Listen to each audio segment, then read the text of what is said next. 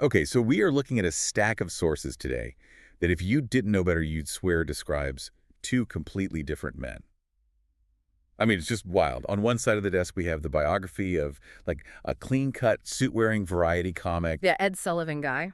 Exactly. The guy who eventually becomes the gentle, soothing narrator of children's shows about talking trains. And then on the other side of the desk, you've got the FBI files. You have the legal briefs for a counterculture icon who was arrested multiple times for obscenity, battled the FCC all the way to the Supreme Court, Right. and then spent his final years on stage telling his audience pretty bluntly that the human race was basically a failed experiment. But the mission today isn't just to look at the comedy of George Carlin.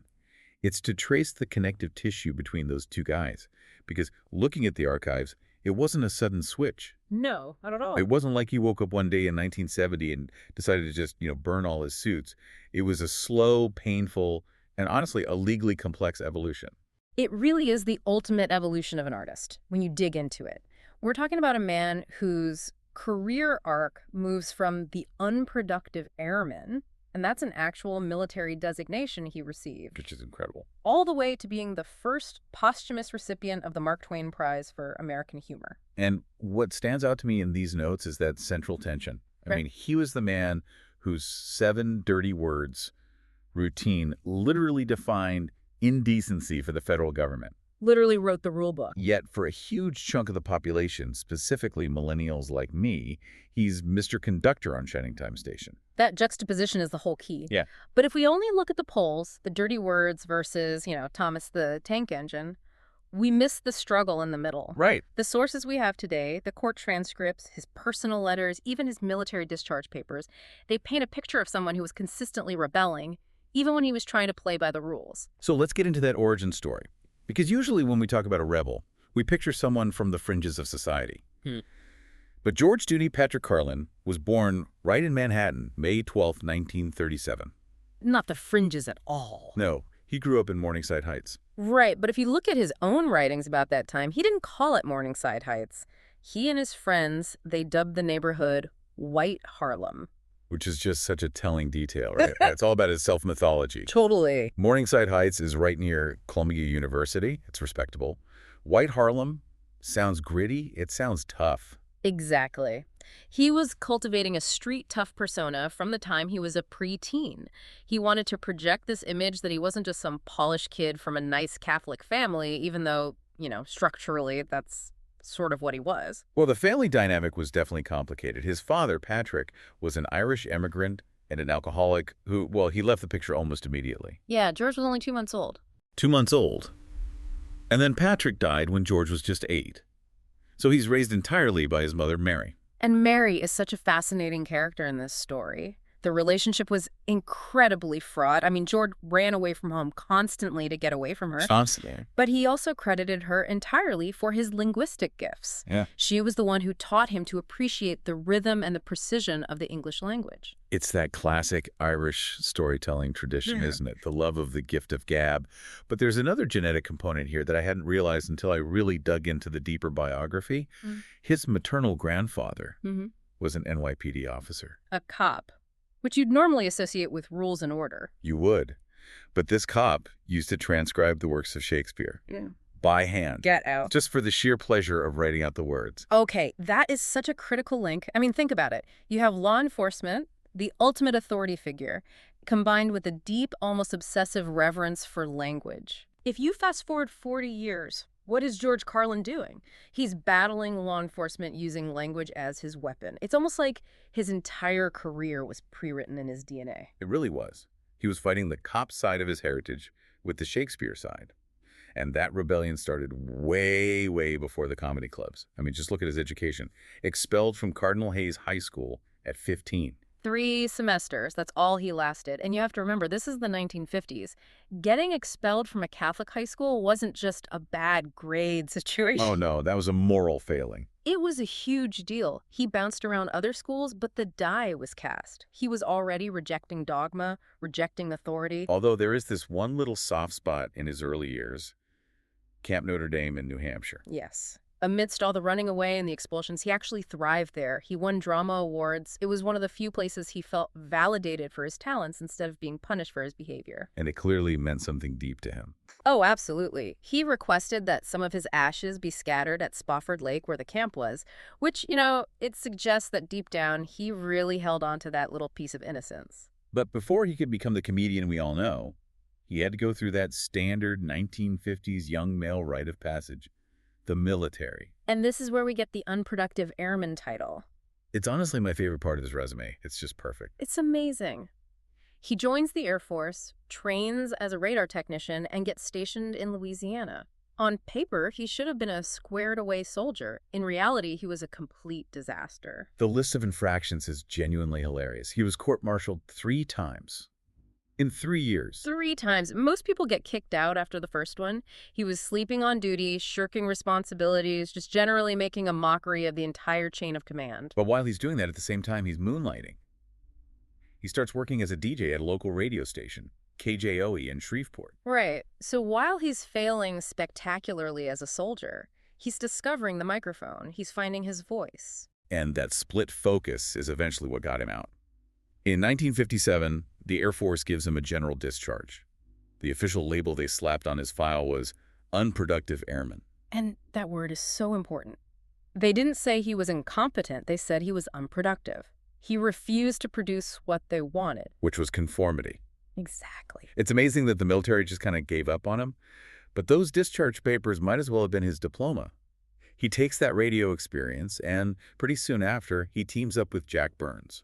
They form a duo. The Wright brothers. And this brings us to what I always call the tale of two Georges.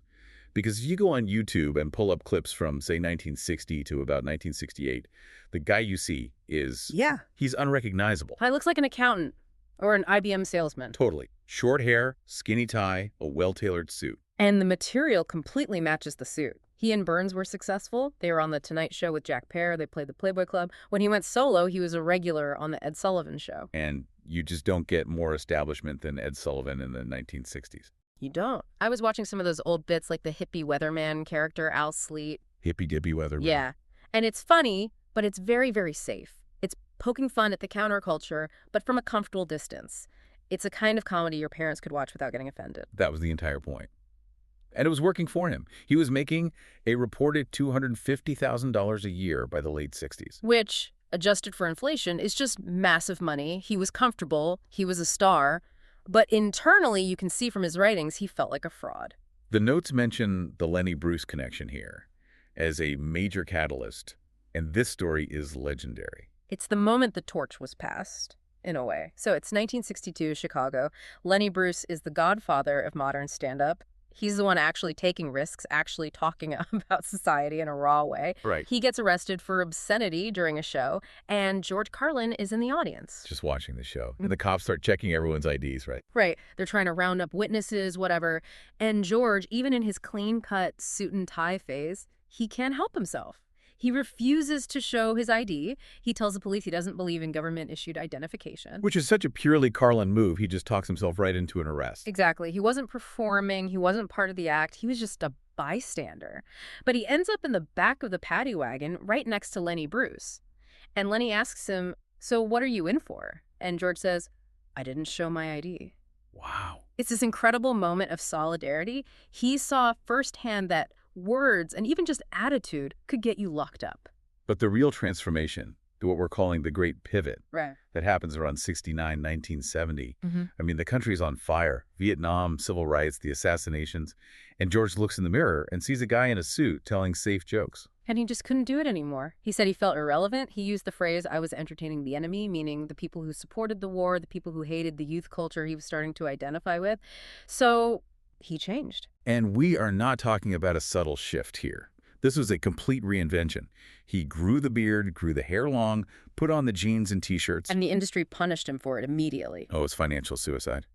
That $250,000 a year income, the sources say it dropped by 90%. 90%. I mean, just try to imagine that. Taking a 90% pay cut voluntarily. It's staggering. He was kicked out of the Copacabana. He was fired from the big casino gigs in Vegas.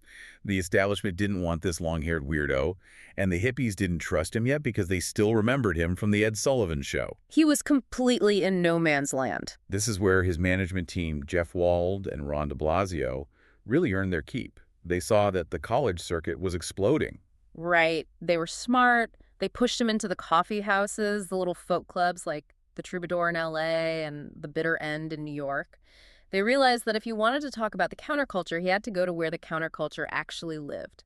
And that huge bet paid off with the 1972 album FM and AM. The title itself is the perfect metaphor for what he was doing. It is. The AM side was his old stuff, the zany characters, the safe, broadcast-friendly jokes. The FM side, that was the new George. That's the underground stuff. Yeah, he was talking about drugs, birth control, the Vietnam War, and crucially, the language we use. It won a Grammy. It was this huge validation that the audience was ready for the new George. But on that FM side was the seed of his biggest, most defining legal battle. We have to talk about the 7 dirty words. Heavy 7. This routine is the absolute fulcrum of his career. And it's so important to clarify. He wasn't just standing on stage shouting profanities for shock value. No, it was a linguistic seminar. It was a bit about the words. He was breaking down why these specific sounds were forbidden. Shit, piss, fuck, cunt, cocksucker, motherfucker, and tits. He argued that these words have no inherent evil. They're just sounds. He had that great line, "There are no bad words, bad thoughts, bad intentions, but no bad words." But the Milwaukee Police Department disagreed. Strongly. In July 1972, he was at an outdoor festival called Summerfest in Milwaukee. He performs the routine, he comes off stage, and the cops are waiting for him. And this leads to the first major legal distinction we need to make. He was charged with violating obscenity laws, but the judge threw the case out. Right, and this is crucial for what comes later. The judge in Milwaukee ruled that the language was indecent, but not obscene. And because he didn't cause a riot, nobody fainted, nobody started a fight, he was free to say it. It was actually a big victory for free speech. But then comes the big one, FCC v. Pacifica Foundation. This is the case that ends up in every law school textbook in America. And it all started because of one single complaint. One guy, a single complaint. A man in New York was driving with his 15-year-old son in the car in the middle of the afternoon. He had the radio tuned to WBAI, which is a Pacifica station. A listener-supported station known for being progressive. Exactly. And they played a recording of Carlin's routine, now titled Filthy Words, from another album. The father hears it, gets upset, and writes a letter to the FCC. He writes a letter saying, essentially, my son shouldn't have to hear this on the public airwaves. And the FCC, which was under a lot of political pressure at the time, decided to make an example of Pacifica. They issued a censure, basically a formal reprimand. Pacifica sued, and it just kept getting appealed all the way to the Supreme Court in 1978. Now, this is where we have to get a little technical, because people often get indecency and obscenity mixed up. They're not the same thing legally. Not at all. Obscenity, under the Miller test, has zero First Amendment protection. If something is legally obscene, you can be jailed for it. But the Supreme Court had already defined obscenity as something that, among other things, lacks serious literary, artistic, political, or scientific value. And Carlin's routine clearly had artistic and political value. It was satire. Right, so the court couldn't call it obscene, so they hardened this other category, indecency. And how do they define that? It was a very close ruling, 5-4, a razor-thin margin. The court ruled that the government has a compelling interest in protecting children from patently offensive material on the public airwaves, which are uniquely pervasive. They use this famous nuisance rationale. Justice Stevens wrote that the words were like a pig in the parlor. A pig in the parlor. Yeah, a pig is fine in the barnyard, but it becomes a nuisance in the parlor where it doesn't belong. So the radio waves are the parlor, and George Carlin's words are the pig. So the government can regulate the pig in the parlor. Exactly. This ruling established the safe harbor hours. It's the reason why you can't say those 7 words on broadcast TV or radio between 6:00 a.m. and 10:00 p.m. George Carlin is personally responsible for the bleep button. The irony is just delicious. The man who wanted to liberate language ended up being the reason the government built a cage around it for most of the day. And he knew it. He wore it as a badge of honor. I mean, he was arrested 7 times in total for performing that routine in different cities.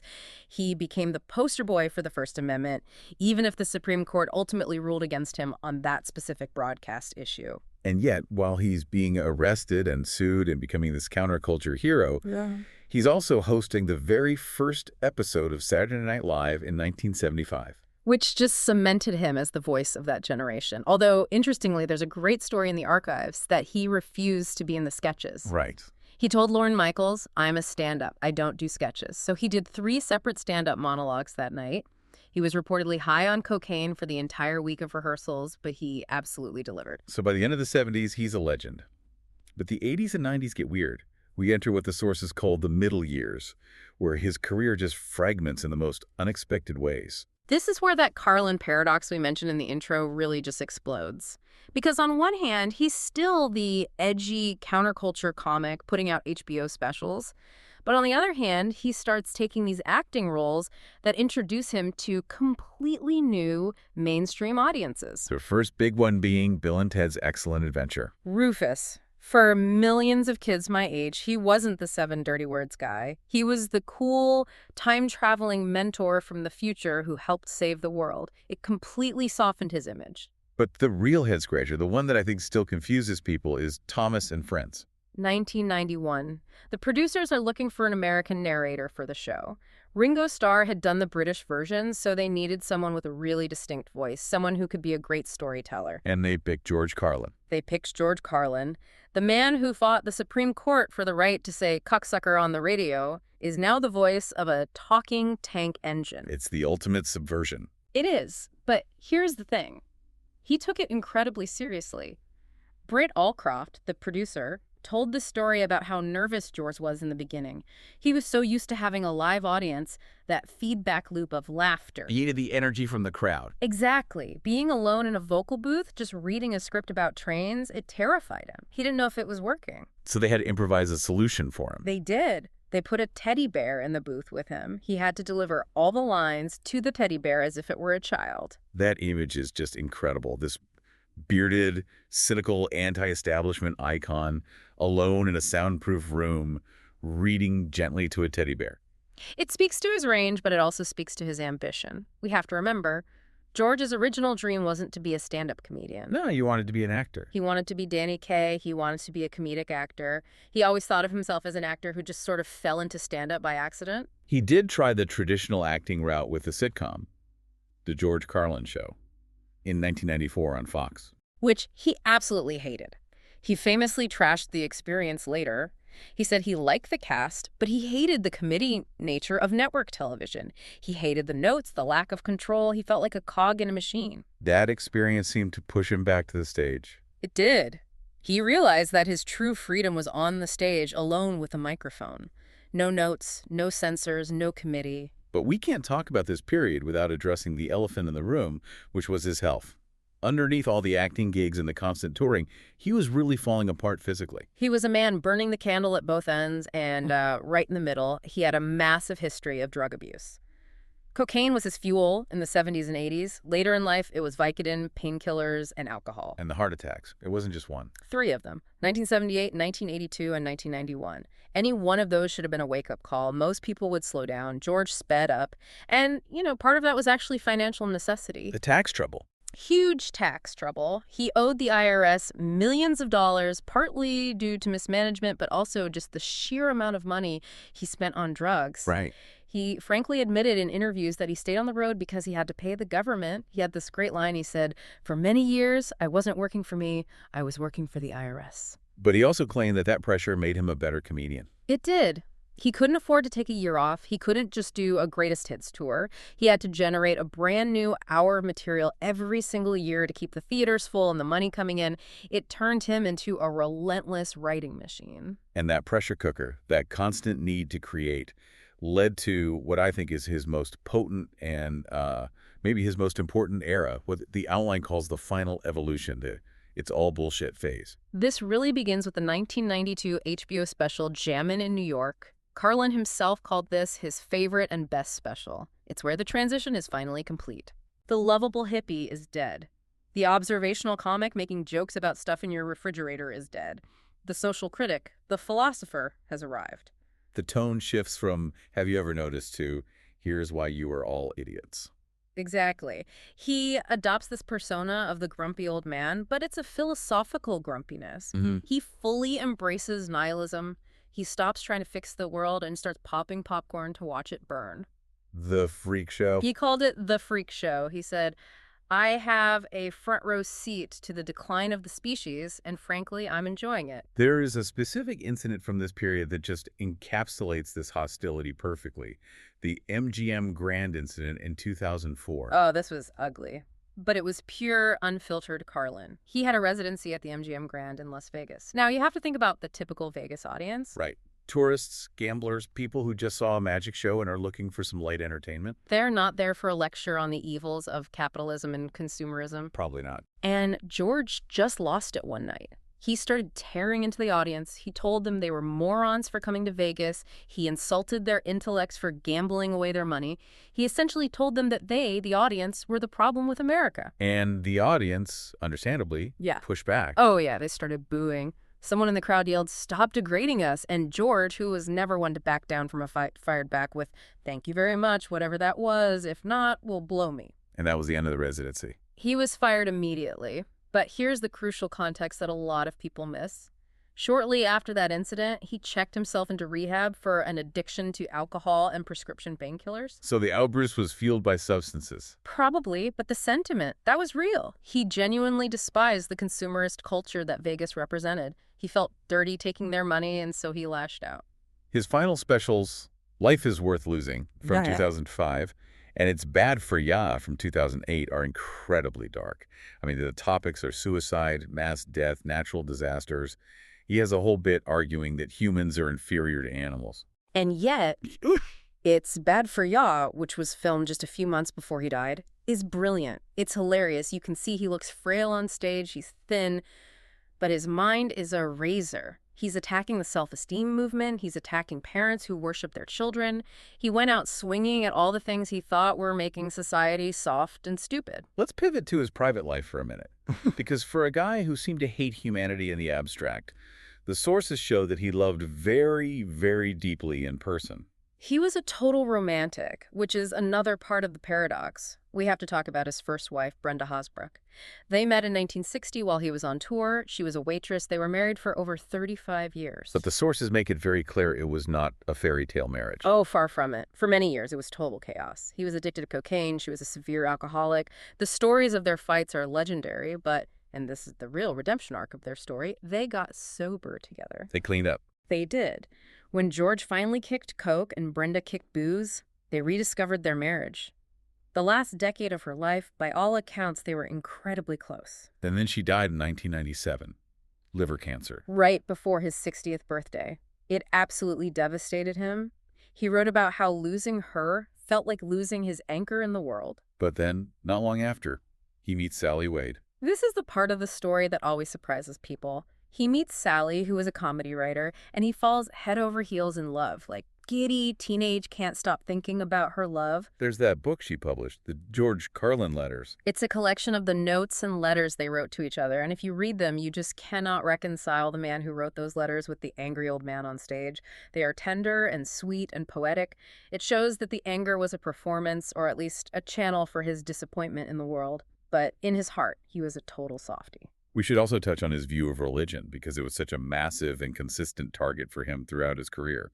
The invisible man in the sky. He was raised Catholic, and you can tell the scars ran really deep. He rejected it wholesale with a passion. But he wasn't really an atheist in that sort of Richard Dawkins science is everything sense. He had his own little mystical streak. He did. He famously joked about worshiping the sun because he could actually see it.